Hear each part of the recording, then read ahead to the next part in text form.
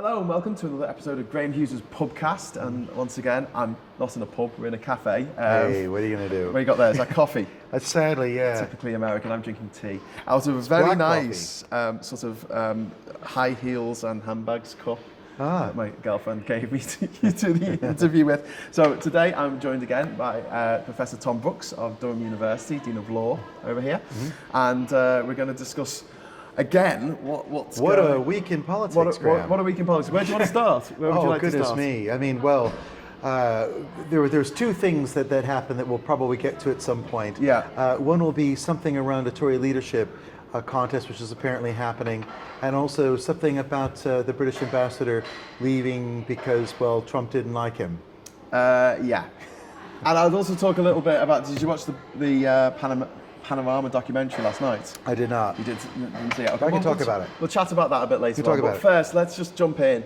I want to talk about this position with the US ambassador. Is this completely unprecedented? Have we ever had a situation in which a British diplomat has been found out, has had their secret cables tapped effectively, and they've said, this guy Mugabe or Idi Amin or Pol Pot is a bit of a dick, and then they're found out and they've had to resign as a result? On the one hand, I would expect that there would be the odd situation where ambassador might not be getting on quite well in his or her brief, that there might be some issues of their effectiveness and then pulled away. There's several things that are unique about this, about Sir Kim Derrick's situation. And should I note, declare an interest that Sir Kim, of course, is from County Durham. We film here at Durham University, and he is a proud alumni of Durham University. Oh, is he? Oh, so I didn't know that. He's Durham to his bone. Oh, excellent. So put that out there. I thought I have a few secrets up my sleeve. So he studied here? He studied here. He studied zoology, I believe, of all things. Sadly, not law, but we're not going to press on that. Do you want to make the point that Durham is the third oldest university in the country? I wonder who the other two are. So good. But no, it's great stuff. So he's got a Durham connection. So there is something that I think, there's a couple things that make this kind of very unique. One is the nature of the departure, which is these leaked memos that he's been sending. And they're not kind of just recent stuff. Apparently this is going back some time in his assessment of the Trump administration from early days. We don't know yet, we being the public, whether or not these were hacked, how they got into the possession of Isabel Oakeshott for the Mail on Sunday. Oakeshott, who's very in with the Brexit ultras. She's the one who wrote the Bad Boys of Brexit about Aaron Banks, Andy Wigmore and Nigel Farage. She was actually the woman who wrote another book called Call Me Dave. Yes. Ghostwriter for that. About, the whole thing about David Cameron and the pig's head. That was a book, ostensibly, I don't know if it was by Lord Ashcroft or it was commissioned by him, but it was basically the ghostwriter. An assassination job on David Cameron. Which is fair enough, I don't like David Cameron, but at the same time, it all seems a bit sus. Apparently, the organization where the former Prime Minister was alleged to have done something with a pig's head in order to gain membership. Apparently that association doesn't actually have an initiation ritual. So that seems to be, anyway, moving on. So things got into Oakeshott's possession, and we don't know yet how that happened. I mean, certainly she's got a good record of protecting her sources though, hasn't she? No, because because you'll recall that there was a source around a case, what was the name of that former Liberal Democrat MP, Chris Hughes. Was he a Lib Dem? Was it the one who went to jail, or his wife? The wife. Vicky Price. They said that the other person was driving the car. Is that the one? Yes. And it was Isabel Oakeshott who blew that up. That's what was said at the time. So there's the issue about how well protect sources. There was an issue around that. But Oakeshott anyway wrote this piece, and so there's a question mark as to how this information got to her hands, whether there was hacking, whether if there was hacking it went from a hostile foreign government, so that's issue number one. Issue number two, I think, around this is you have a US president who doesn't like somebody, and the British government immediately decides to throw him under a bus and not come out and support. This is the maddening thing, because as far as I'm aware, Sir Kim Darroch had been in the British Civil Service for 40 years. Yes. And just like in a Lethal Weapon movie, he was approaching retirement, and he was actually supposed to be retiring in December anyway. Yes. We're talking 5 months. Yes. I mean, what? And worse. I mean, those who say, look, you know, as an ambassador, putting aside how the information came to light, and putting aside the question of whether or not the information he was saying was true, I think his claim of Trump being inept, all over the place and so on, was just confirmed. If he didn't believe it already, just simply confirmed by the tweets that Trump had immediately afterwards. I had the suspicion that maybe they didn't get hold of the emails, but it's one of them where they go, oh, this is what you said, and because they did actually say it at some point, they go, oh, okay. Sure. Yeah, because he is in it, well, and he is thin-skinned. This has also been widely reported on both sides of the Atlantic for a long time, so I think what he was saying about Trump wasn't unique, it wasn't new. What was different was that it was an ambassador being caught out, that this is his very genuine assessment of President Trump going back to Trump starting in office.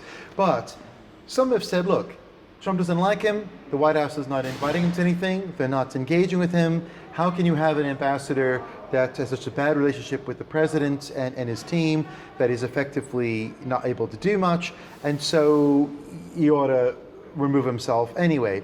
I think that's garbage. I think that argument's garbage for several reasons. First is that the president is the only person that the UK's ambassador in America talks to or has any relations with. There will be members of Congress. Remember, in the United States, you don't have one of the three branches of government firmly in control of everything. Neither is in firm control of anything. They're divided and balanced against each other. So the chair of the Senate Foreign Relations Council Committee, the similar person in the House of Representatives, these will be people of great interest to the British government that they can talk to as well, not just the president. There'll be lots of other things for the British embassy to do under his leadership, and the fact that Trump's team doesn't like him or does like him is almost neither here nor there. I think. But that's one issue. So I don't think there was nothing he could do with Trump not liking him. The other thing is, there's going to be a new prime minister anyway in a couple weeks, because whether or not anyone likes Hunt or Boris, and it seems that much of the public doesn't, whether or not, whatever we think of either, one of them is going to be replacing Theresa May. And in a couple weeks, that would be a trigger on a British timetable to rearrange any teams if it was thought necessary to do so. So to deny support to the ambassador now, when you could stand firm right now for your ambassador, but make a move in 2 or 3 weeks if you really wanted to and bend over backwards to please the White House, you could do that anyway, but without looking 100% like a poodle with no spine, no backbone, refusing to stand up for Britain, which is exactly what Boris Johnson did. And not just Boris Johnson, Liam Fox. And then he's retiring in a few months anyway. Liam Fox this week apologised to Ivanka Trump. Insane. And this is the madness of it. Imagine if a British diplomat had stayed at a Hilton hotel and didn't have a good experience and left a bad review on TripAdvisor. And then our Minister for Trade, our Secretary of State for Trade, right, apologises to Paris Hilton. That's literally what's happened. Well, figuratively, metaphorically, allegorically, that's kind of what happened. Well, I mean, I feel, my God! Yeah, I feel that, basically we should apologize for apologizing. It's just absolutely ridiculous. I mean, so Dr. Liam Fox is an idiot. Well, he's a joke. he's a bad joke of an international trade secretary. And I'll give you, I'll just throw one situation as to why.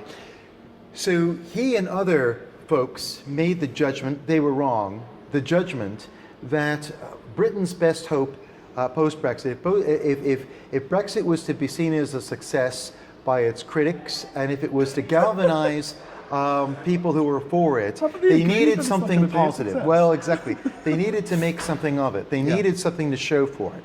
And it's uncontroversial. They've got nothing at all to show for it at the moment. So if they could have some kind of trade deal with the United States and with a president who's willing to say all kinds of stuff in front of a camera to please it, even if he doesn't follow through, that he seems perhaps in their eyes an easy target, and also in their very silly and I dare say idiotic worldview that you can only find with the right wing in Britain. I grew up for over 20 years in the United States. I'm sorry.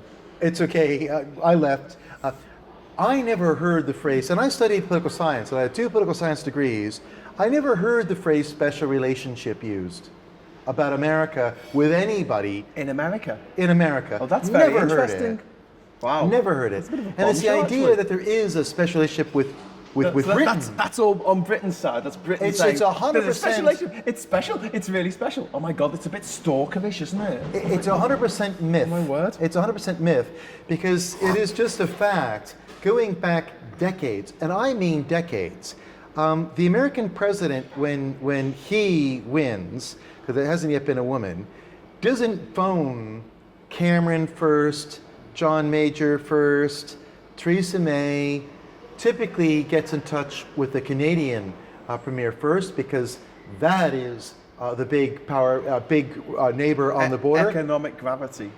Exactly. And when George W. Bush was given the presidency falsely by the U.S. Supreme Court in an era of great misjudgment, his first phone call was to a chap called Vicente Fox, the then president of Mexico, in Spanish, because George W. Bush wanted to show that he knew at least a few words in Spanish, like hola, que pasa, and so on.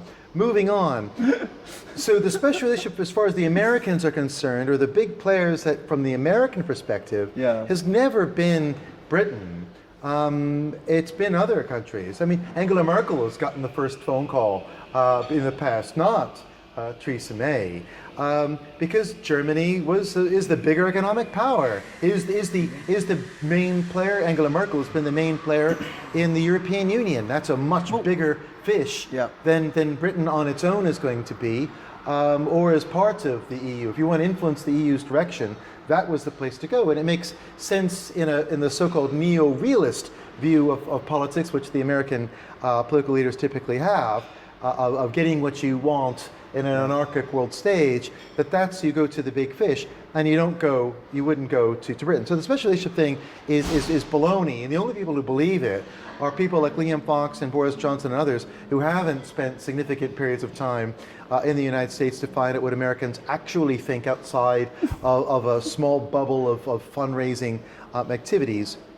And actually people on the street. That's something that I think that's just, in my experience in America of traveling to every country in the world, it was quite remarkable how many countries just didn't really care about Britain. It just doesn't. People just don't think about Britain in a way that British people think. That everyone in the Philippines is obsessed with Britain, and everyone in Poland is obsessed with Britain. And you go there, and they're not. They're just getting on with their lives. And you say, "What do you think about the political situation in Britain?" They're like, "I don't know. I don't care." Most have very little idea about Brexit, other than Britain wants to leave and it hasn't done it yet. The main thing that they know about the UK is the monarchy. The Queen is incredibly popular. The memory of Princess Diana is very popular. Her boys are very popular, and so on and so forth. And they care a lot more about that, and they'll have a lot more knowledge about who Prince Charles is than who the next Prime Minister of the UK might be. That's much more on the radar, and it's got nothing to do with special relationship and former wars and other types of things for the folks back home. So it's the idea that there is a special relationship, that there's anywhere that will come to our aid and rescue will be a protectionist US president who has dedicated his presidency to not giving other countries more American money, that they would thought that is the guy to go to get more American money. Is this the guy who's having a trade war with China? With a trade war with China, and it would seem anybody else. He doesn't want, to be fair to Trump, he wants to buy British cars every bit as much as he wants to buy Chinese cars. Answer, he doesn't. He doesn't want to get any. He doesn't want any of them to be sold in the United States. He wants to have everything American made, if you believe the rhetoric, everything done by American workers, and nothing from overseas. Except his Make America Great Again caps, which are made in China. They're made really well. My youngest brother gave me one to tease me. So you have this kind of great myth about how much Americans love Britain, that they'll come to Britain's rescue. They'll certainly do it on Brexit.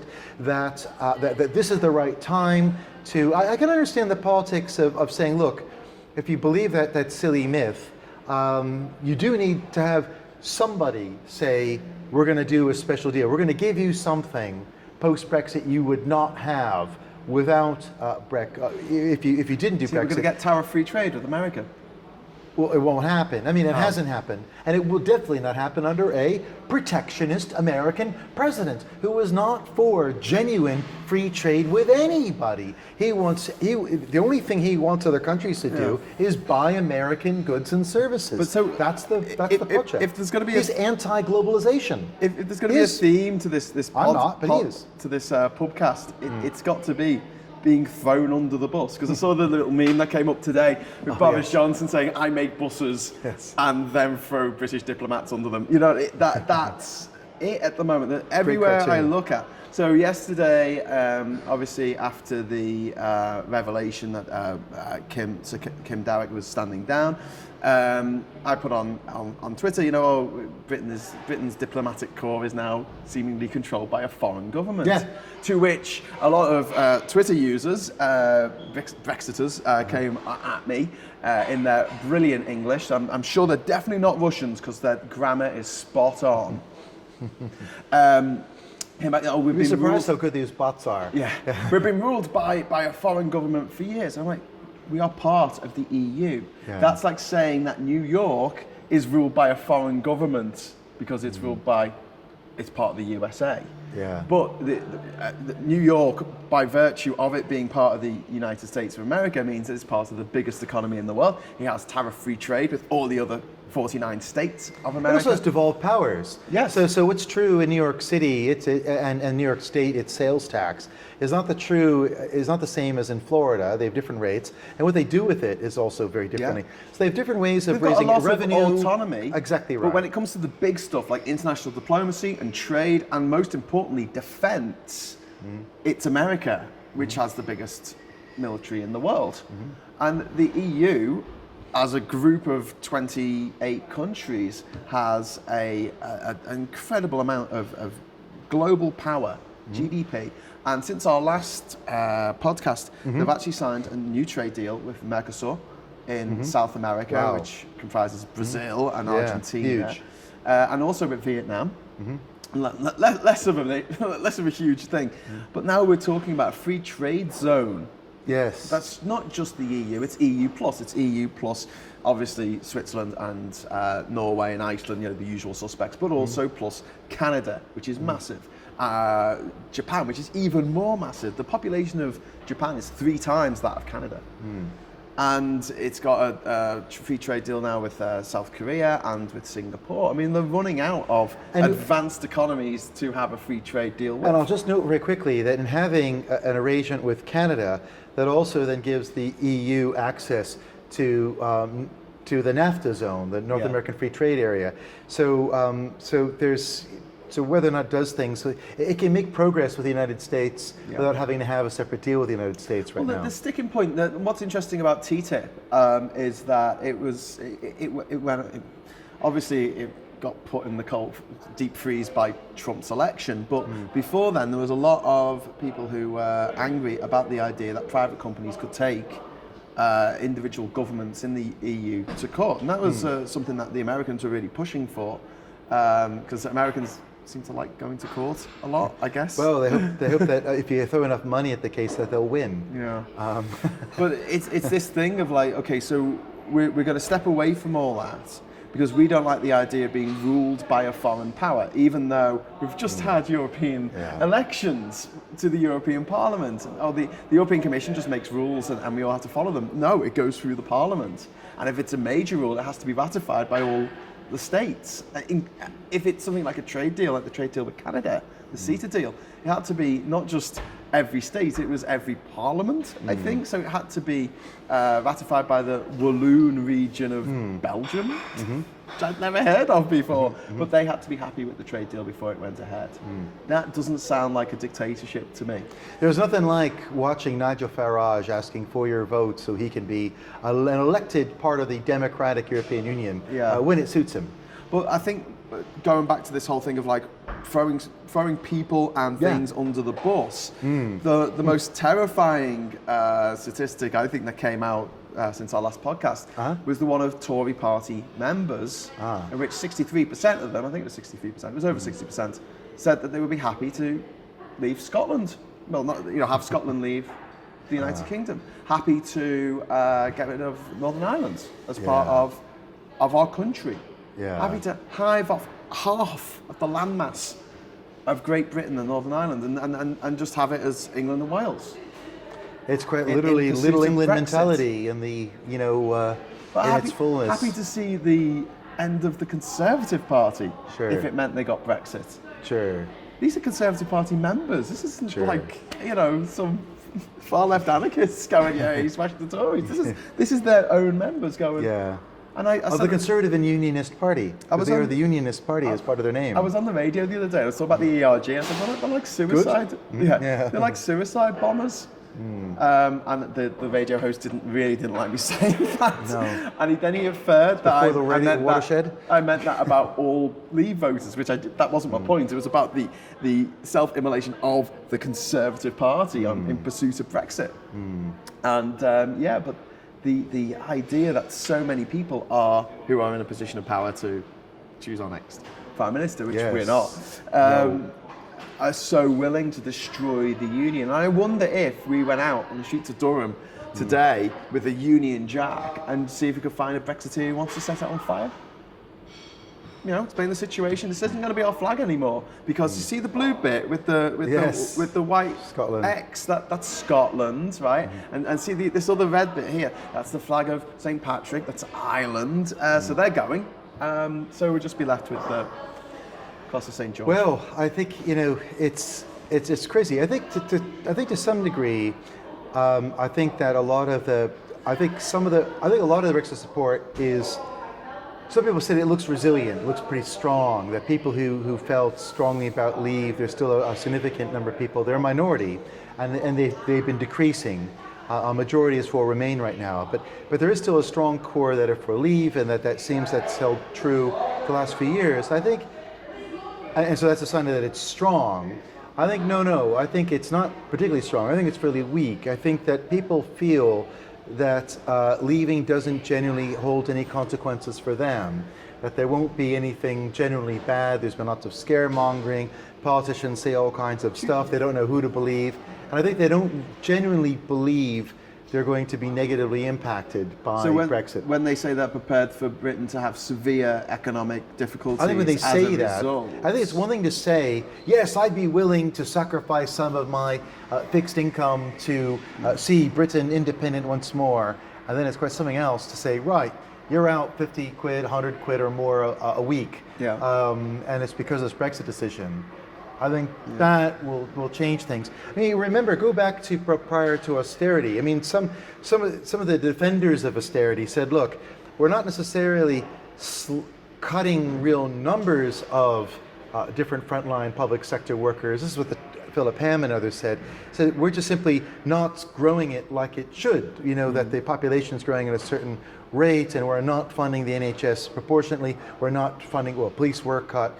And so on. We're just not going to kind of have that gap between what the normal inflation would bring us to, and we're going to cut down some of that, just keep things, have a freeze on public sector pay, have a freeze on other things.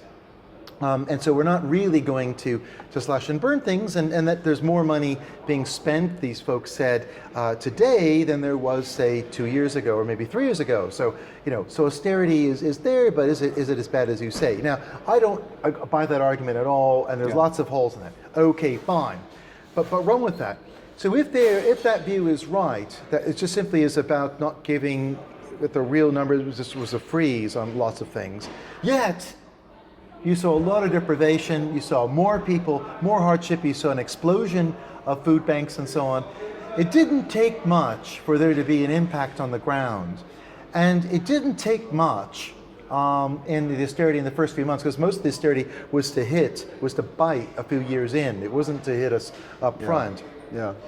It didn't take much then to also then make a lot of people, whoa, I've got a pay freeze at work. I'm having issues with some of my benefits. I am now totally switched on for leaving the European Union. I am totally going to direct my fire and ire at the poor and others because I'm going to be looking entirely at myself rather than thinking about a collective. It didn't take much hardship or grief or problems to make a sizable amount of the country look inward and act in this way. And I think if there was some type of change in material circumstances from Brexit, yes, there's been evidence of that, but that hit more people more directly, then I think that would have a very significant change. And I think that's ultimately explains why so many members of Parliament, whatever their views on Remain, and many were for Remain, but voted to trigger Article 50, but not all did. I think what drives them to stop no deal is just knowing that however much it might make people feel good to hear them say that, those who feel good, those who are in Leave constituencies, that they will never be forgiven for what will be unleashed under no deal. That however much people might say today that it sounds good to them, are you sure? It is definitely not going to be good for them if it happened. Do you know what, Tom? I think a few years ago I would have agreed with you, but given recent events... You think people will swallow anything? Yeah. And endure anything? They'll go back to poverty to just to have Brexit? Going back to the British ambassador for America, did you watch the leadership debate? Did you see I watched that? some of it. Well, Boris Johnson... I don't care much for either of the leadership candidates, so I don't give them much of my time. They were straight asked a question.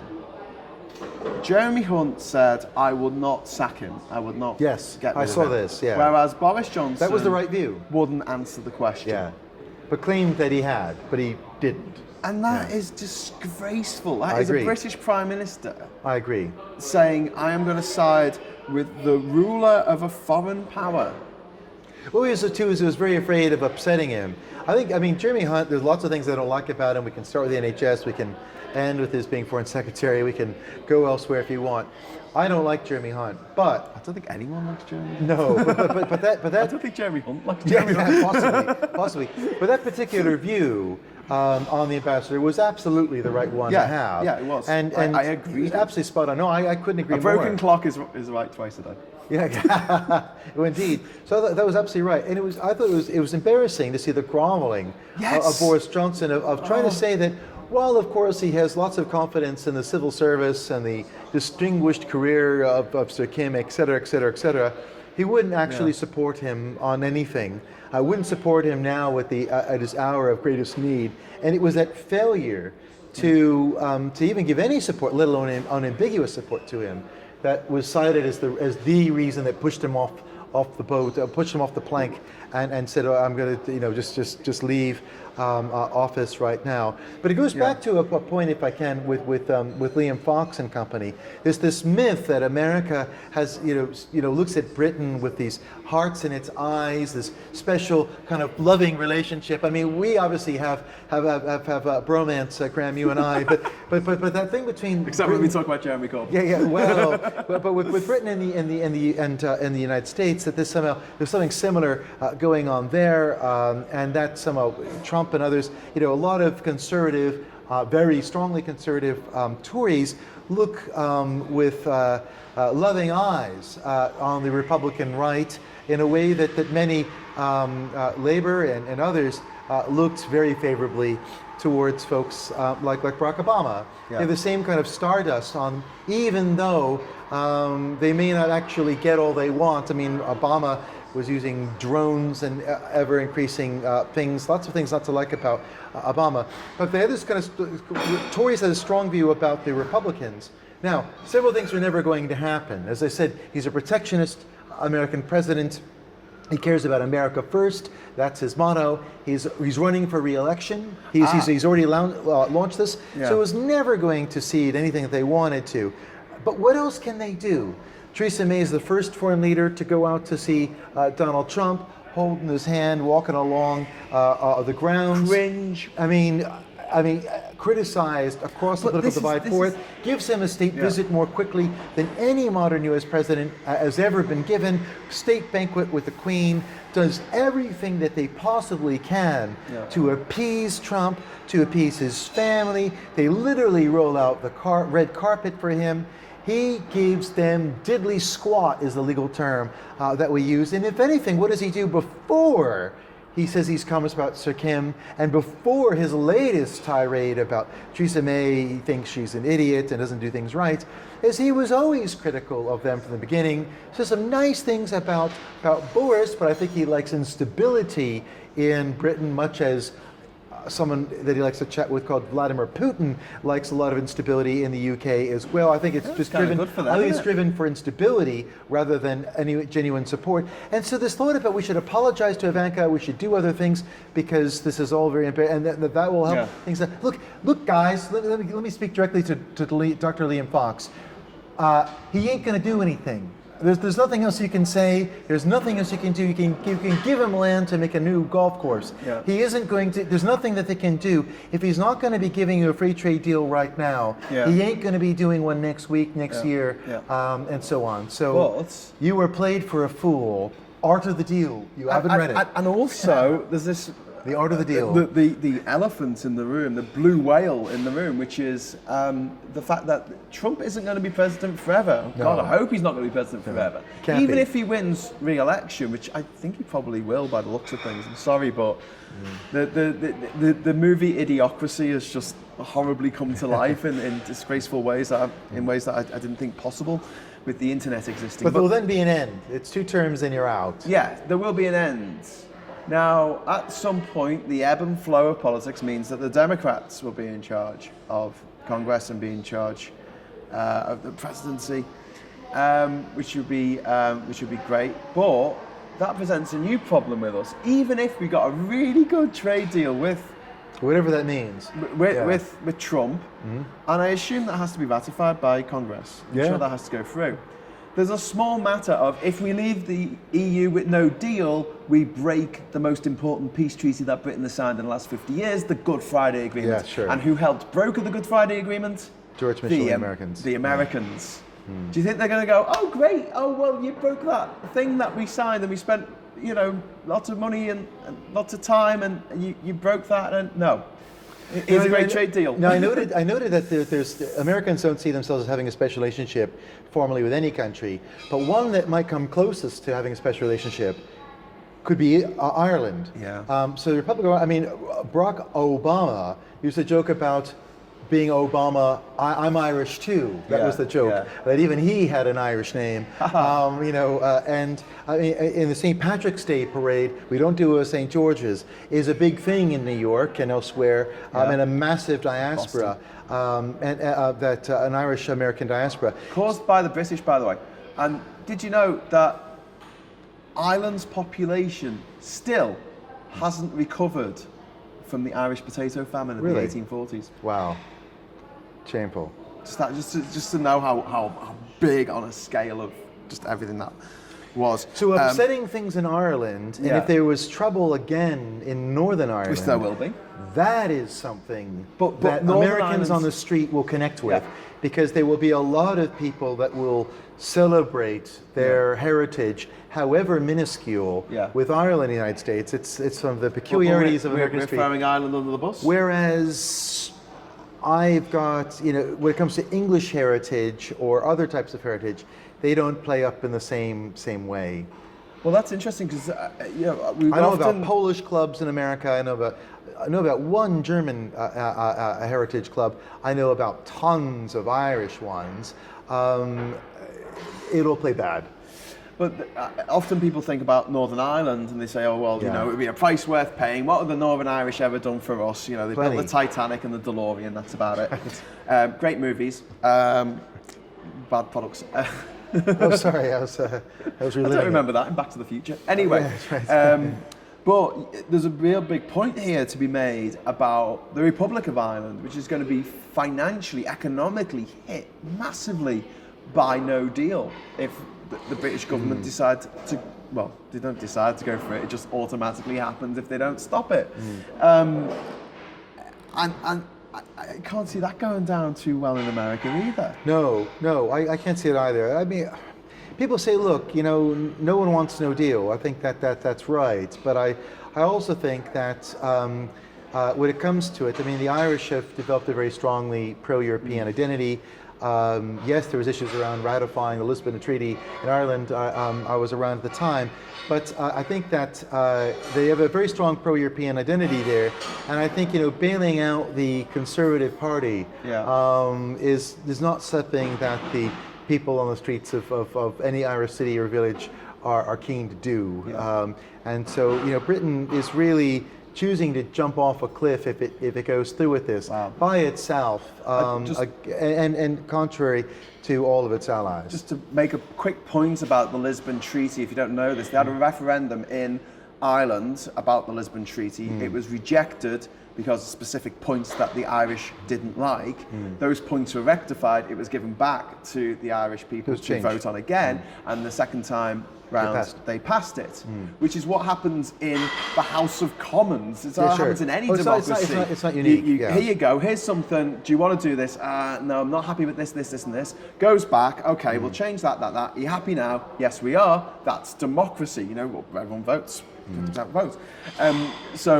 Because people make this thing about the EU force countries to have referendums, and whereas the Eurozone did force austerity on Greece because the Greek government was vastly overspending for what its income was, we didn't have austerity foisted on us by some other power. No, the Tories chose it. That was a Tory policy, a Tory Lib Dem policy, chose it. by the way. Just, Get that out there. I'm a Lib Dem member, but, what's the opposite of credit where credit's due? Yeah, well, being embarrassment fair. where embarrassment is being fair is due.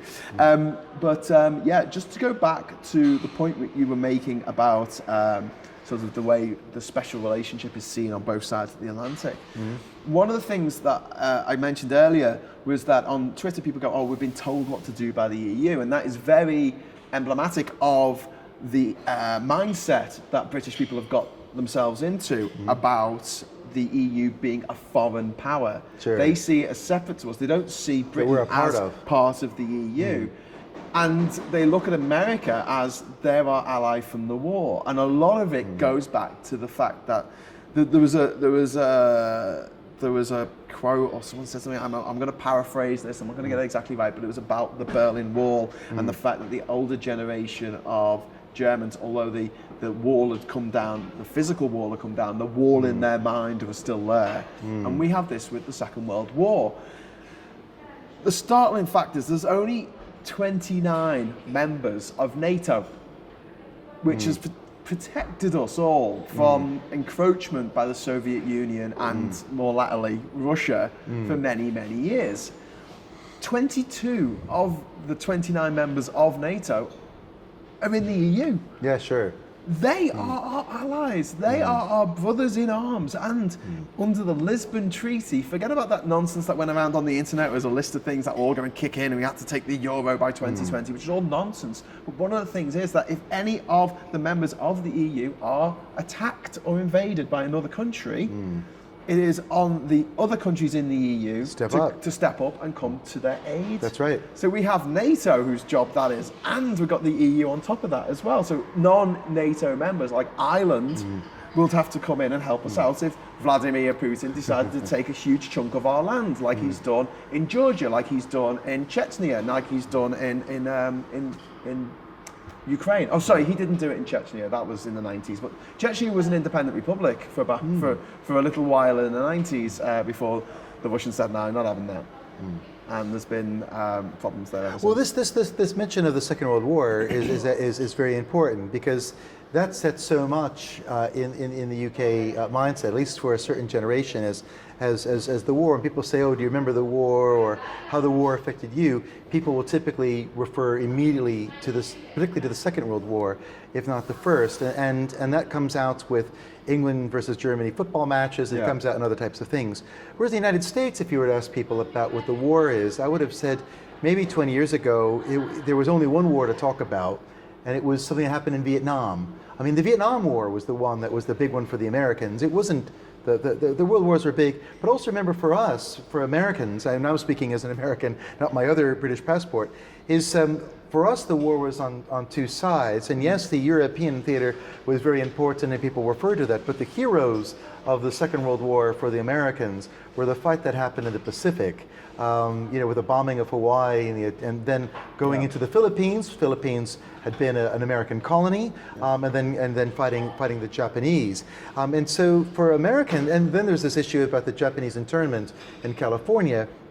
So for the Second World War, it's not for us a thing about Americans versus Hitler's Germany, although that is also very much a very big thing, not downplaying it, but we were doing it on two fronts. And the attack on Pearl Harbor, I grew up in New Haven, Connecticut. New Haven isn't close to Hawaii, but do you know what the name of the bridge that goes over the Quinnipiac River is in New Haven? I'll help you. The Pearl Harbor Memorial Bridge. Okay. Pearl Harbor was the thing that really galvanized people, and that's what led the Americans to get involved in the war on the Pacific coast. It's a terrible movie, though. Well, I make no comment about movies. And MacArthur and all that. That was the big thing for us. It wasn't the other side here. And then the war for people of my generation and older was Vietnam.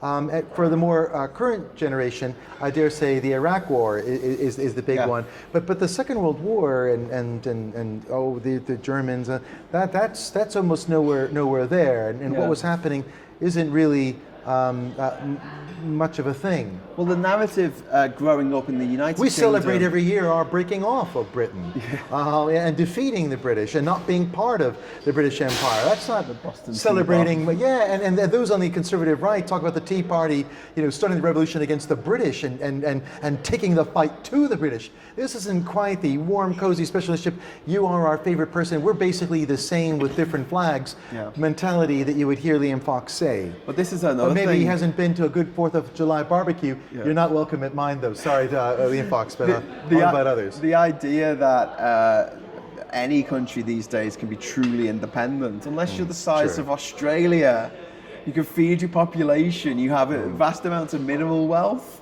And even they are desperate for more immigration. And fossil fuels. Even the Australians are keen on more immigration. That's why they started the first points-based immigration system to bring more people in. The immigration system is a bit mad in a country even they like want more Britain, folks. where we need more manual labourers, where we need unskilled we need all kinds. We need skilled and skilled. So it's like, what's the point? We need all of it. But should we just have it where if you come here and you can get a job, you can stay, and if you can't get a job, we can send you home? Which is the situation at the moment, but we just choose not to send people home because foreigners are a convenient whipping boy for anyone who's a little bit right-wing and doesn't want to, face the mistakes they've made in their own life. Plenty of people are removed from the UK, to be fair. So for the education of listeners, EU freedom of movement has rules. If you fall afoul of the rules, you can be deported by an EU member state, and Britain does it to over 1,000 European Union citizens minimum every single year. Didn't do it. We definitely do it. We don't do it as much as the country probably could, because the reason is such bad records. So you really have to try to be identified as abusing your freedom of movement rights in the UK. So how do you do that? I mean, I'll help people out. So how do you let the government know you're abusing your rights? Well, if you're coming over and you're self-employed from the European Union, then you're supposed to have take out your own healthcare insurance. Now, this isn't often asked for when you go to the NHS, free of use at the point of entry. You just kind of, hi, I'm Graham, I'm Thom, what's going on?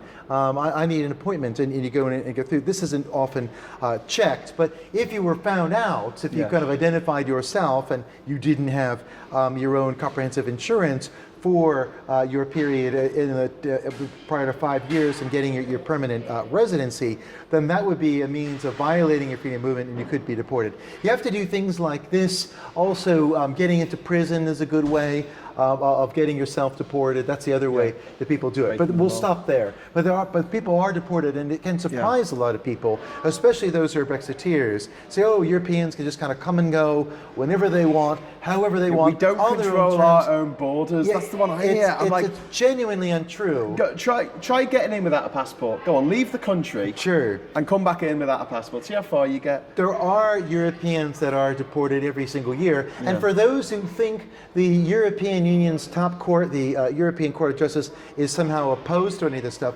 wrong. There was a case in Germany of a Romanian national, I'll stop on the law in a minute, who was basically abusing freedom of movement rights, was not seeking work and so on in Germany, and was deported by Germany.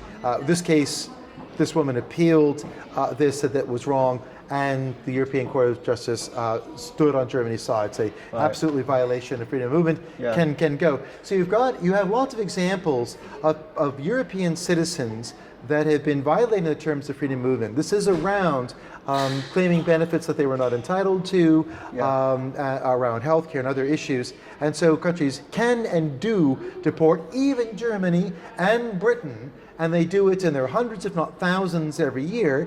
It's not reported because, well, it doesn't fit a narrative that the right-wing press has. This is on the Home Office website. If you want to go look at the national stats as to what's happening, this is true. Or, shameless plug, read my book, Becoming British, published 2016. I got all the facts, figures, and website information right there. So, thanks. Fab. Well, so I'm going to finish up now because we haven't got much time left. But go for it. I want to talk about the Panorama documentary last night that you didn't see. I did not see it. That sort of snookers me a little bit. It's okay. But essentially, go for it anyway. The BBC managed to get hold of a bunch of whistleblowers who were part of Labour's complaints committee. They're supposed to be independent of the leadership entirely, and they actually had evidence that the leadership, specifically the unelected Seamus Milne, who just seems to be a guy who turned up. No one's elected him. He's just a mate of Jeremy Corbyn's. And Jenny Formby both tried to interfere in the investigations into anti-Semitism in some level. They had ex-staffers on who, some of them were in tears over the treatment there. One of them actually said he contemplated suicide. It was that bad. And I think there has been over 1,000 accusations, separate accusations about anti-Semitism, which is like more than any other organisation in Britain has had in the last 3 years. And out of them, only 15 people have been expelled from the party, only 15 members. And there was one outrageous example where someone had posted on social media a picture of the Statue of Liberty with a face hugger from Alien on her face, with a Star of David on it. Labour Party member, and her disciplinary was intervened by people at the top to say no, it's fine, just leave it. Really? Yeah. Well, I mean, my views on this are the following. I have met Seamus Milne a couple times. I've met Jenny Formby a couple of times. I don't know them. I've certainly not discussed anything like this. I discussed immigration.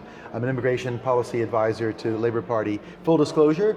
And so when I see anybody in the Labour Party, I typically, I'm talking about immigration. It might relate to Brexit, it might relate to the immigration crisis, but it'll be about immigration, not about other cases. I don't know either. Jenny should be here this weekend for the Miners' Gala, so I will probably have a chance to chat with her then, but that's as far as I get with them. Jeremy Corbyn, I met him several times. I consider myself to be in a circle of friendly relations. He has been a tireless campaigner against racism in all its forms. I think to be fair, I've not discussed this issue with him. But what I would say, so I know some of the players here. I know Jeremy more than I know the other, Jenny and Seamus. But what I would say, this without having seen the drama. I was too busy sorting out recruitment. It wasn't a drama, it was a documentary. Well, the program. I was trying to sort out recruitment to the law school here last night, emailing back and forth with our provost, which I can timestamp. But the thing that strikes me is I agree with comment that Keir Starmer made. I think it was yesterday on Radio 4. And he said, look, sometimes organizations will feel a need to, what was the phrase he used, to circle the wagons, to kind of close shop, to just kind of restrict itself, worrying about publicity and other types of things from charges. That was the wrong way to go. There's this investigation happening right now. It is deeply embarrassing for everyone, I think, who's a member of the party that's happening in the first place. What other political parties have been investigated? Well, the by BNP is the one the Equalities and Human Rights Commission has only investigated one other political party, and that was the British National Party. I mean, it's deeply embarrassing. This is happening at all. I do agree. This is not to deflect attention. I do think there's an issue of Islamophobia and the Tories that should be looked at too. That is totally deflecting it. No. I do think. I don't care about there's also the Tory that. party at the moment. If there is Islamophobia and there was 1,000 complaints and the Tories are being terrible at dealing with these issues. Well, I think they have been terrible at dealing with it. And I think Baroness Worsey would be first in line to tell you about, or sorry, first in the queue. I'm not in America about that being true. But I'm not trying to deflect, because going back to anti-Semitism, I think that there's clearly a serious issue here, a serious problem that has been plaguing the party for some time. And it goes back before Baroness Chakrabarty's report. That report didn't extinguish worries about this in the party. I think it's very damaging that there's anyone, let alone say 1,000 people, who have made accusations at all. I think I agree with Sir Keir that what the party should do is quite literally throw open the books for the investigation, that everything should be looked at, and that if a clean bill of health is deserved, that people can have confidence that the Commission did have a full look and it came to that view. If there are problems, and there's lots of people who come forward with very serious concerns, there might well be something that comes forward. If they think that there are problems, it's important that those problems are identified. That we know, like a Mueller investigation, we know where the problems lie, that these things are exposed and brought to light, that if people have been responsible for interfering in independent process and other types of things. I've certainly not seen these emails, but if those kinds of things have happened, this seems to be wrong, and that should be exposed. That's fair enough. For there to be any moving forward. That kind of goes without saying. The problem is that even after the BBC documentary last night, the Labour Party press office were putting out tweets saying it was misinformation, it was politically motivated, the people who were being interviewed, these are ex-Labour staffers who worked for the Labour Party. Some of them for decades were lying essentially. You know, these were were these like disaffected or something. They were ex-employees who had a grievance. That's what they said. They had a grievance against Labour.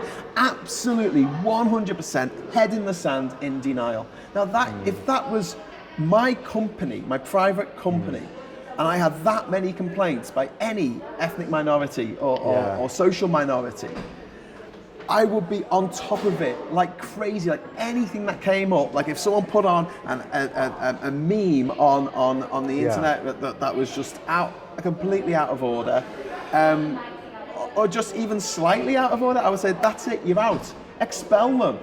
You know, we don't want this in our. We don't want to be tainted with this accusation of that we're not doing anything about it, and that's what bothers me more. I understand in any kind of big organisation, and Labour does have hundreds of thousands of members, there is going to be a few bad apples. That's not the that's the core of the issue. It's the fact that they are not responding to it in a way that satisfies the Jewish community, or me as an ex-Labour member, or most of the members who are still in the Labour Party, and the Jewish MPs who are calling out saying, please, can we do something about this? And the attitude from above is to just ignore the problem, hope it goes away, waffle a little bit about how, we need... The sentence, we need to do better, might have been nice to see on Twitter last night from the Labour press office. It wasn't there. We have serious concerns. We understand that we're being investigated by the EHRC. Yes. Nothing. Yeah.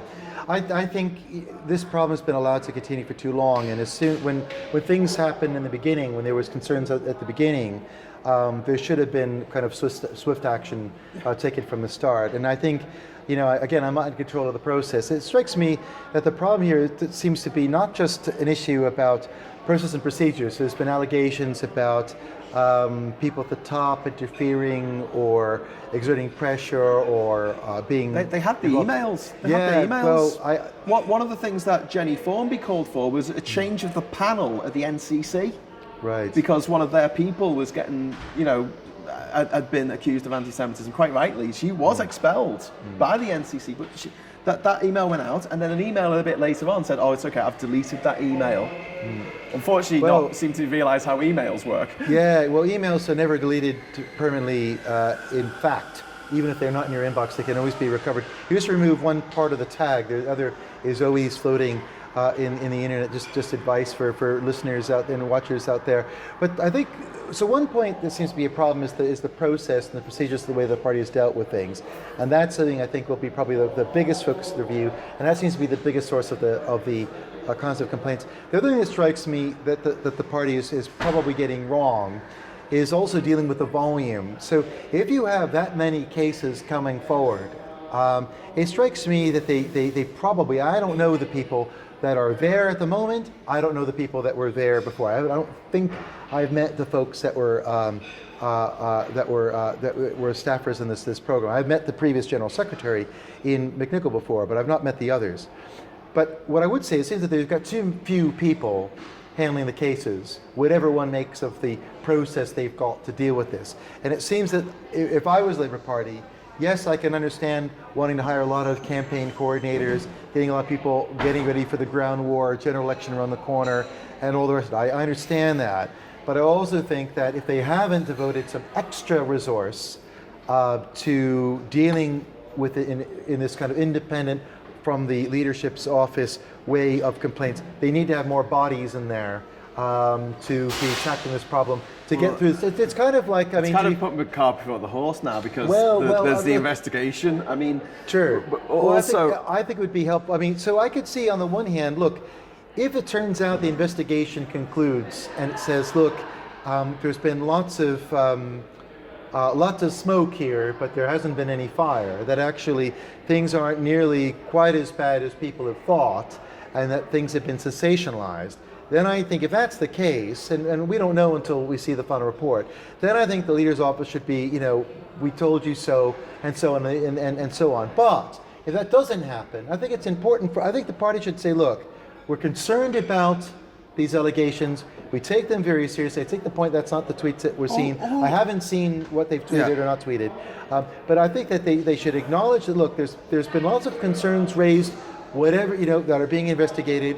There is this kind of independent investigation by the Human Rights Commission right now. We're waiting to see what those findings are, and we will be, and I think there should be some proactive commitment to accepting whatever conclusions that commission makes. I think they should accept all of them in full. There's a problem there with this whole, we have to wait and see, because there's got to be and it's a typical bloody politician's trick that drives me mad. Something awful has happened, and they go, we'll have an inquiry. And they wait years for the results of the inquiry, and meanwhile, while things are going on. And what this is doing, and what the Labour Party are doing, the press office and the very top, is putting out there in the public mind, in the people who still, the 18%, of people who are still want to vote Labour. On one poll, but another one said that we were number one. Yeah, but like 26%. It should be 40. It should be 60. Well, it just should be 100%. The thing is, anti-Semitism from day one, from the time that the Jews were expelled from bloody what's now Spain in 1492, when they were expelled from England even earlier than that. There's always been this suspicion that the Jews secretly run the world. It's all a conspiracy theory. They're the puppet masters. They are making things happen. And for the people who are high up in Labour to say this is a smear campaign, this is people in the Israeli embassy doing this stuff, and putting that to the members, the people who are, want to think the best of Labour, they've now got in their heads that it is a conspiracy. That it's all made up. It's just the Jews controlling the media agenda, which is anti-Semitic. So they're actually spreading by their denials and their absolute refusal to say, look, we obviously have a problem. We are going to be zero tolerance about this, and it's not hard. I mean, you look at a picture of the Statue of Liberty with a facehugger on it, with the Star of David on the facehugger, and you look at the person who posted it, who's just a member. No, it's not like the top of the National Executive Committee. This is a member of the Labour Party paying their £3 a year to be a member, whatever it is.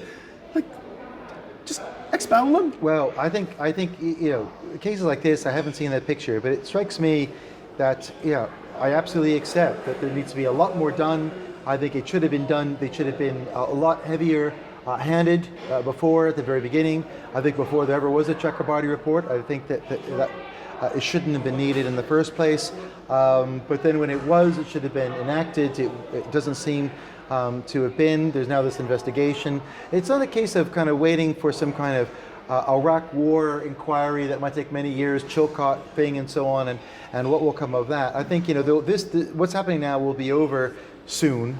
And I think Labour needs to show that it is fully engaged, open the books up.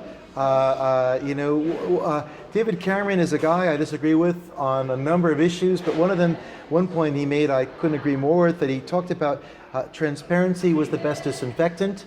Opening up things to the sunlight is the best way to remove any rot, and if there is all this stuff that's in there that needs to be addressed that hasn't been, then this needs to be exposed. And it needs to be exposed not just by some kind of whistleblowers trying to give, hey, look, there's a real picture here that we've seen.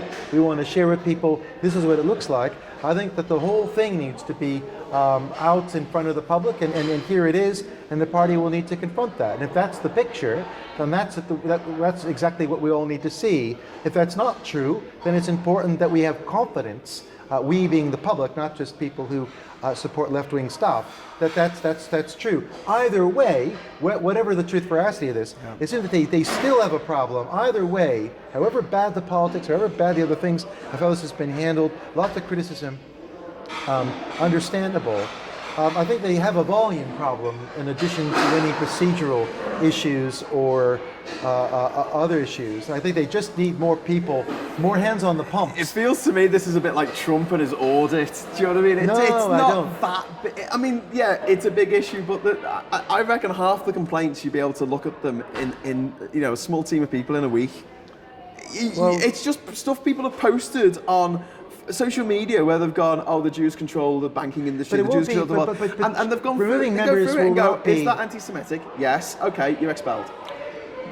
This is not actions that are becoming the Labour Party, and you're making us look awful. Yeah, no. I think I know. I could agree more. I think the whole thing makes everything look terrible, and that's definitely happening. But I think it's not just a matter of saying, right, here's Tom Brooks' name. I'm going to untick the box as member. Oh, there's Graham Hughes. Oh, we'll let him stay. Here's someone else. Oh, we'll remove them. It's not quite that. I mean, there will be some that you can't just do it immediately. There'll be grey areas, but I think people need to be contacted. There's a process for this. You get celebrities who send out one tweet and they lose their job. Quite rightly, because they sent out a racist tweet. Roseanne. Well, people, sure. They're being. Yeah. Well, that's part of their job, and it's not anyone's job being a member. Oh yeah, but it's a job not to bring the party into disrepute, which is what I think it's a responsibility not to do that. No, and I look. I think everyone identified as an anti-Semitic should be removed. I think that's a problem. Anti-Semitism is a problem. You don't think they should be suspended for a bit and then brought back? Like, was it Chris Williamson? Well, I don't think. I think if people have crossed the line then I think that they are out. And that's an unambiguous view. And it doesn't matter what name you bring for, whoever that is, that's how it should go. And I think, I'm not going to defend, I don't think there are conspiracies. I think actually there's a lot fewer conspiracies out there than people think. I think, there are certain types of the wealthy just want tax cuts for themselves, and it's got nothing to do with anything but they just want to have more cash. They want to have a nicer boat, and they want to. I think there's no conspiracy. I mean, Donald Trump is out for himself. Yeah. He doesn't give a flying donut about the Christian rights doing this. He likes it. If he gets their votes and wins, that's fine. If he doesn't get their votes but can win someone else, he will go and jump into bed literally with somebody or some other group. Do you think there's no conspirity? I don't believe in it. There was someone who posted something about, oh my God, aliens don't exist. Aliens have never come to Earth. Well, how do you know that? Well, do you think Trump could have kept his gob shut about it? Yeah. But going back to the Labour Party and this theme of this podcast being thrown. I think aliens probably have been hidden. No, I'm just throwing that out there.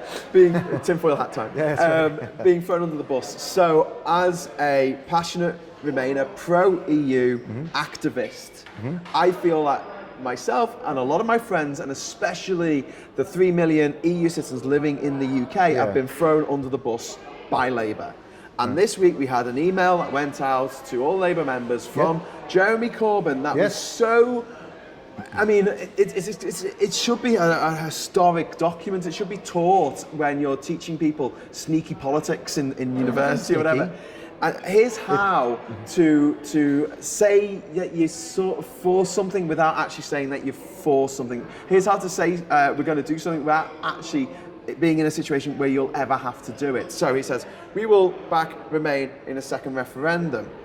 Okay, if it's against a bad, and that's the operative word there, a bad Tory deal. So who's to decide whether it's a good deal or a bad deal? Well, who knows? And no deal. Now, no one in their right mind will put no deal on the ballot paper. Just full stop. It's like giving the opportunity to bomb London on a ballot paper to people. Why would you give people that incredible power to destroy the economy of the country, to break up the union, and to kill people in Northern Ireland, and to break the Good Friday Agreement, the most important post-war treaty that we've signed? And then it went on to say, if there is a general election, we want a general election. The message to anyone like myself who is an ex-Labour member was, if you vote for Labour in an upcoming general election, we will have a Labour Brexit. So don't vote for us.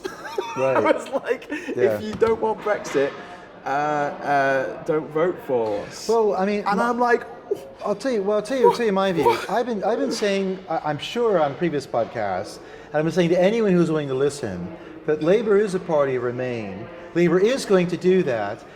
What's going to always come to this view? The evidence is not in your favour. Well, on the contrary, over a year or so ago, I had a conversation with Keir Starmer, and I gave him a kind of metaphor. I think part of what explains Labour's position on all of this is the global financial crash, where Labour was, I do think that, where Labour was not to blame for it, but was blamed by the public for it. Okay. And so the worry is with Brexit. Brexit was going to go wrong. Can we just talk about that for a sec? Yes. The liberalisation of the financial markets, obviously that started with the Big Bang in the 1980s under Thatcher. But what did the Blair and Brown governments really do to curb the excesses of the city? Well, it didn't. The question isn't necessarily what did they do to curb. The question, I mean, one of them is, if the Tories were in charge, would they have curbed them more? And the answer was, of course, they would. No, hang on a second. Let me make the point.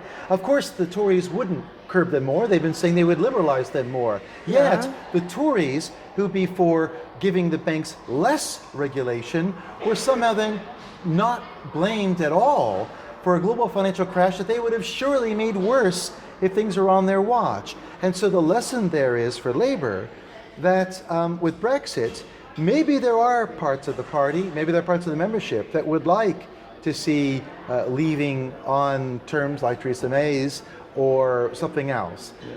The party was not going to let its fingerprints on any part of Brexit, much as the Tories didn't get their fingerprints on any part of the global financial crisis and all the coverage around this. I think that is the analogy. But do you and I said to Keir, basically what our view is that Theresa May has got a thick rope tied tightly around her neck, and she's standing on a chair that it will collapse under her own weight. And the question is whether or not the chair will just collapse, and that'll be, and the Brexit will just finish her off. Sorry, Tom, but that is the shittiest way to try and win an election. Well, that's like literally going into a football match thinking, well, with any luck, the other team will score a load of own goals and then we'll win. That isn't winning an election. That's just going over the line because the other team did so badly. I didn't say that's not what I want. I didn't say it's what you wanted. I didn't say it was the best electoral strategy. I'm just saying that explains it. And so from the beginning, Labour was just kind of standing back, and it's been criticized for its, what was it called, constructive ambiguity, whatever the phrase was. It's not just been criticised though, has it? I mean, let's obviously polls come in and they can be slightly different.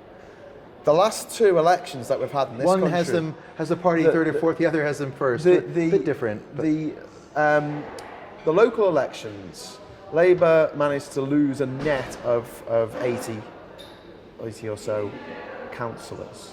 Didn't gain any. The Tory party lost more, and that was the focus. Oh, but the Tories lost more. No, Labour should be lapping this up, but it all went to the Lib Dems. And then we saw in the European election again, where the Lib Dems outperformed Labour because they just said bollocks to Brexit. Very simple, clear message. And one of the reasons why the Leave campaign did so well in 2016, it gave clear messages that were easy to understand. And the two people who were apparently leading the Remain campaign, we had David Cameron, who was videoed in 2008 slagging off the EU. Sure. We had Jeremy Corbyn, who was filmed in 2009, saying that the EU should be destroyed, along with the bankers of the world, or something like that. Oh my God.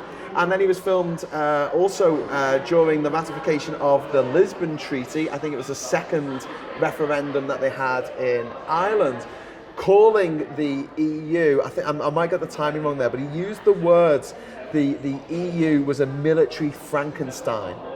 And these were the people on our side. These were the people who were bigging up the EU, but they didn't. And all they did was just say, oh, well, if we leave, it'll be quite bad. Well, David Cameron did. Sure. I did not see anything of Jeremy Corbyn campaigning. Well, the official Remain campaign was awful for lots of reasons, most of which you've highlighted. I mean, never mind that the other side cheated and broke the law. Sure. Just the fact we got 48% is a miracle to me. Terrible. I think one thing that's important here is that, sure, I mean, Liberal Democrats who have had about nothing to lose after having catastrophic losses at the local elections previously and other elections. They've had nothing to lose, and so I think, fine. I didn't read too much into that. I think what's important now is that you see these things about Corbyn when he says about the European Union. All right. Well, you can't say he's a Ramoner. No, because he's not. Yeah, he's a leaver. He wants us to leave. He has signed. He signed his thing. He will come out to campaign for Remain. He will be against. I mean, the idea of we have a court case? Hang on a second. The bad Tory Brexit. It's any Tory Brexit is going to be bad in his eyes. I mean, the only options at the moment is you've got two guys who say, all right, we're not too keen on Theresa May's deal, even though Jeremy Hunt had signed up to it. And we're going to get something different in the next weeks and 2 months if May Prime Minister, which will not happen, or we will make sure that we leave on the 31st of October with no deal, and both willing to just accept the economic consequences that flow from that. This is all, I mean, no deal has always been off the cards for Labour from the beginning.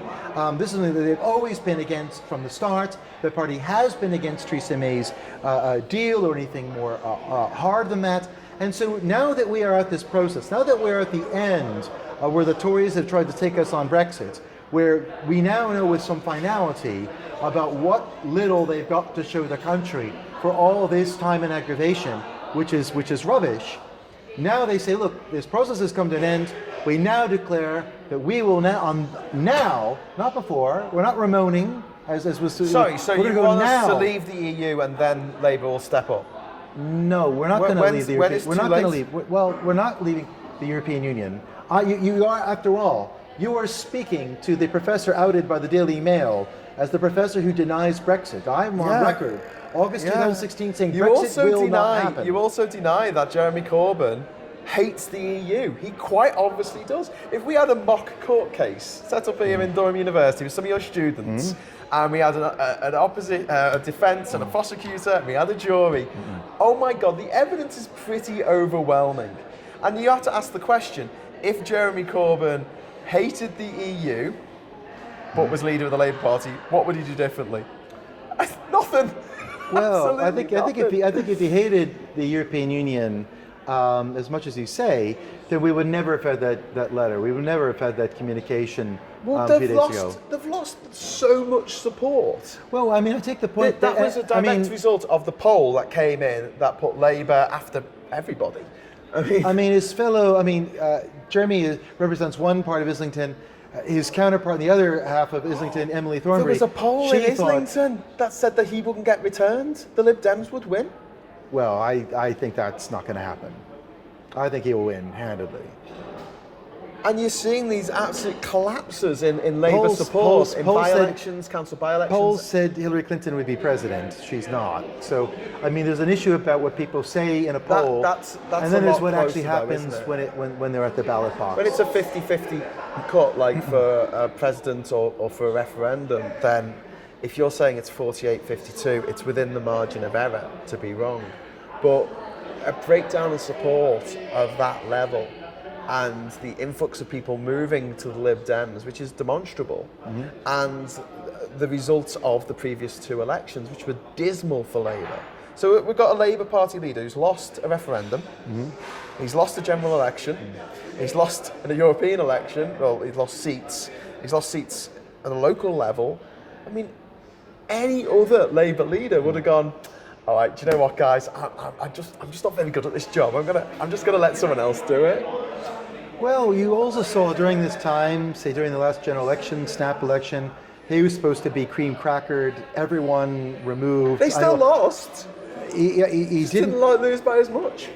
He didn't lose by nearly as many seats as was predicted. The overall vote share went up. There's more people left the Liberal Democrats when it came time to a general election. They went to the two main parties as the main choices that they had across the country, and defied the critics a bit. Now, and he did better than Ed Miliband.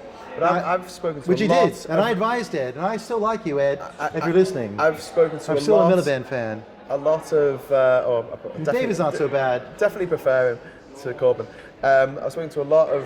Disagree on the war, though, David. Remain activists. These are people who are politically activated. Activated? That's a good term. Politically activated people. Actually go out on the streets, they do stalls, they go on marches, they go rallies. Sure. These are people who get off their arses and are actually involved in politics. These are the people that you want on your side. Yes. Because the other side have got them in spades. You need these people, these activists. Yes.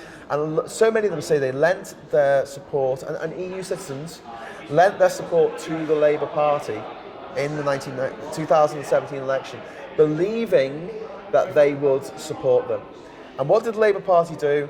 It voted to end freedom of movement. And we've got to conclude soon because we've run over time. Yeah. But that is throwing people under the bus on a level that is just blows my mind, because you're voting to remove the rights of 3 million people who live here.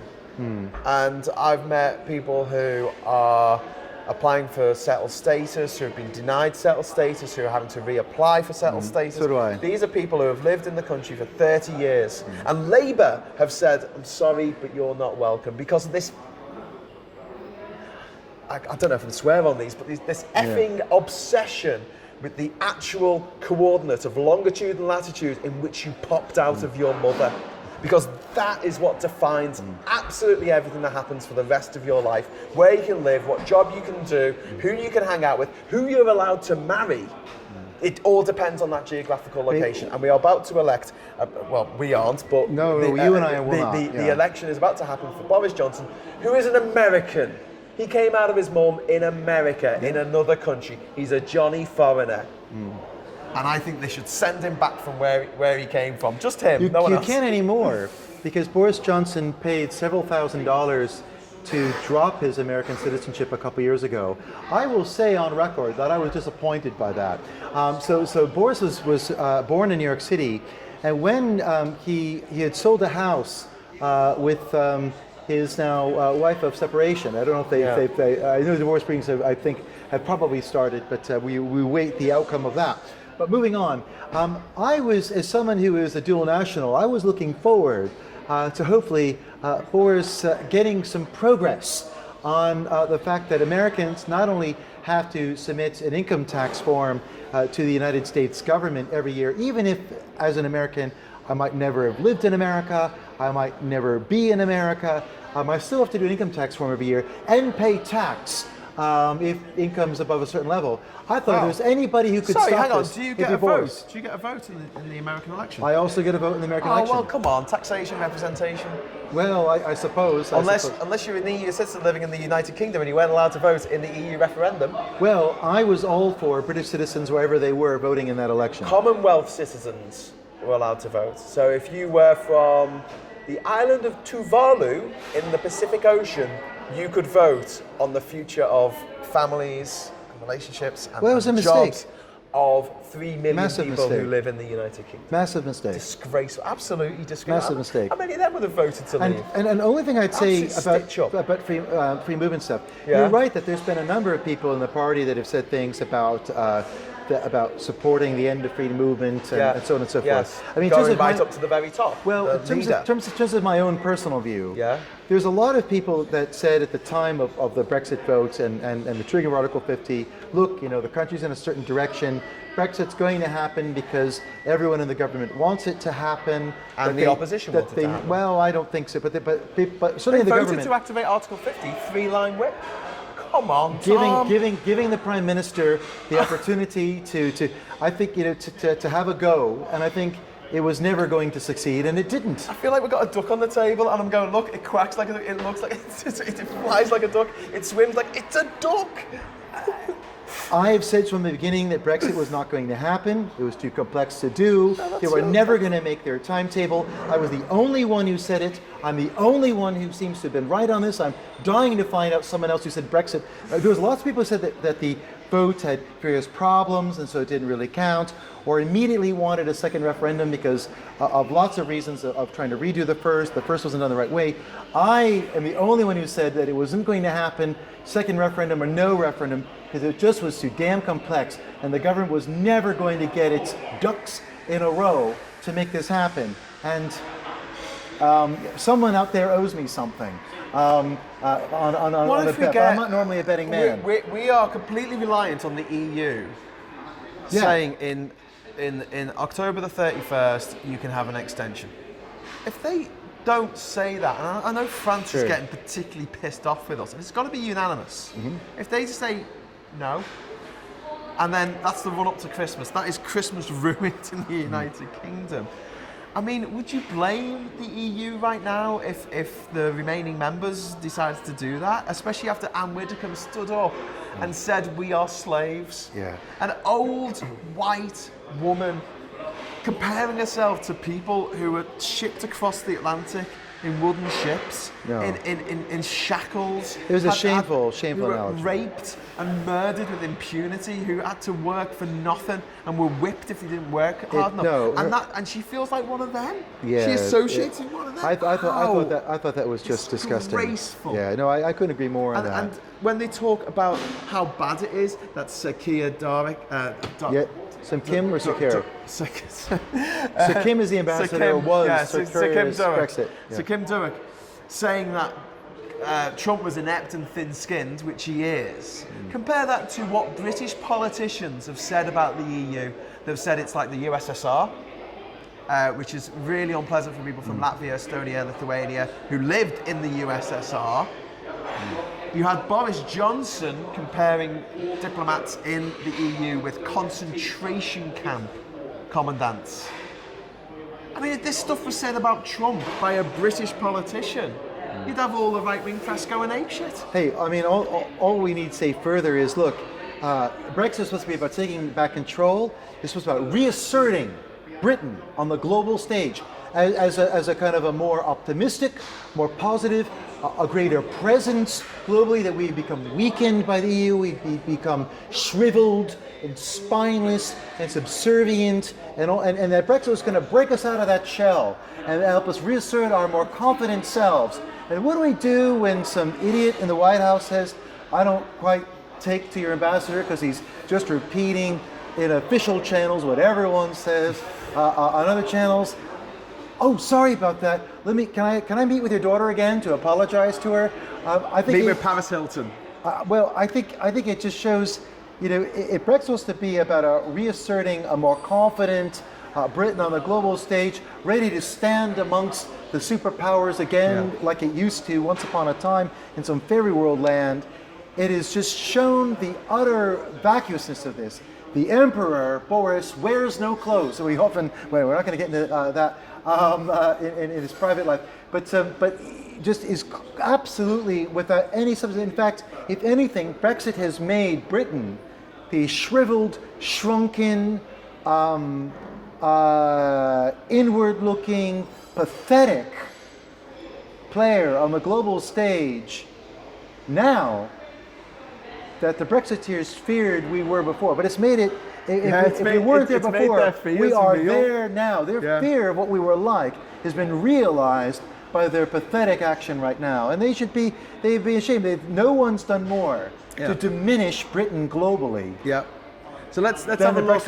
What's been thrown under the bus? We've got things in common. That's been thrown under the bus. We've got our British diplomats. We've got the 3 million EU citizens living in the UK, Northern Ireland, the peace process, the Good Friday Agreement, the Irish government, and actually Ireland has been thrown under the bus. Scotland, people don't care now. Scotland can go and do its own way. So the United Kingdom, the Union Jack itself, has been thrown under the bus. Obviously, the Labour Party, as far as I'm concerned, has thrown me as a Remain activist under the bus. It's thrown as a Remain activist, I feel okay. And there's just so many. So Brexit to me is a big bus with a massive lie on the side of it. £350 million a week for the NHS. Sunlit uplands, the easiest deal in history, lie after lie after lie, and people are just being thrown under it, left, right and centre. And this is where we are now. And it is infuriating. If we could just sit here and slag off the Conservative Party for an hour and a half, great, but I feel like we do have to give some harsh words to say about Labour as well. If we'd been doing this a couple of years ago, I would have very, very harsh words about the Lib Dems. I didn't vote for them when Clegg was in charge. I didn't like him. And then when that Tim Farron, the guy, he looks like the kid off the front of Mad Magazine. Did a degree at Newcastle University up the road, so another Northeast connection. There you go. Well, his comments about gay people was just no. I'm sorry. I'm very much, when it comes to politics, this isn't your mates down the pub. Not that we're in a pub, but I do really feel like it should be one strike. They don't know what's really in our teacups. I think it really needs to be one striking you out, because the electorate historically has been very unforgiving, and it's kind of bothering me now how forgiving the electorate is being, or the party activist supporters are being, over what these politicians are getting up to. Lie after lie after lie. It's become normalised in a way that if you got found out with your pants down in the 1990s, that would have been it. Sure, but now you're going to have a row with your girlfriend. We're going to have a guy. Yeah. There was some talk the other week about the fact that the royals, Harry and Meghan, they've got a kid, and it was getting christened, and they didn't release to the media who the godparents were.